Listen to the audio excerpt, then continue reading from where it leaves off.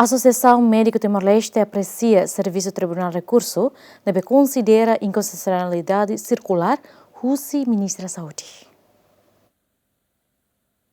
Ia lorong rono resensia fulang outubro tinang riroron resinghat, Ministra Saúde Elia Dujrei Samaral, asai circular ida ho di Bandung profesional Saúde sira atula bele halo prática ia clínica privada no hanoring ia ensino superior mas que fora husi ora serviço. Ia lorong hitu fulan março tinang riroron resen 5, provedor direitos humanos halo pedido ida ba Tribunal Recurso ho di husu fiscalização abstrata. No ia lorong sia fulang julho Tribunal Recurso declara katak circular husi Ministra Saúde ne inconstitucional tamba viola artigo 50 no artigo San Resinen, usi Constituição República. A MTL aprecia, louva, no agradecemos a atitude imparcial no sentido elevado justiça, usi membro plenário Tribunal Recurso, nebeliu usi acórdão PROC número 4 barra const barra 25 TR NUC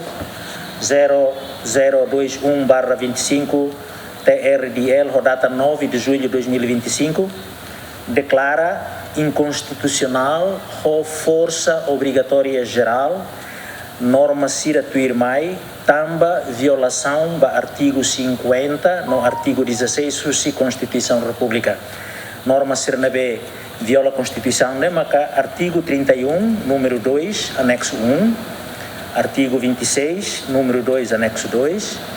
artigo 24, número 2, anexo 3, artigo 25, número 2, anexo 4, artigo Cirnemoto Russi, decreto-lei número 13, barra 2012, data 7 de março, altera ona Russi, decreto-lei número 88, barra 2022, rodata 14 de dezembro,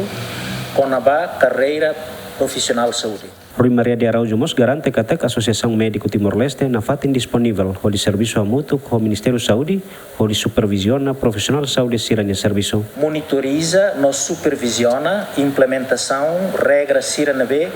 consagra e a decreto-lei número 13 barra 2012 rodata 7 de março nebe altera ona li husi decreto-lei número 88 barra 2022 rodata 14 de dezembro, Conabá, carreira profissional de saúde. Na fato indisponível, atu estabelece Conselho de Disciplina das Profissões, onde bele exerce ação disciplinar, ba profissional de saúde sira, tuir artigo 20, decreto-lei número 13, barra 2012,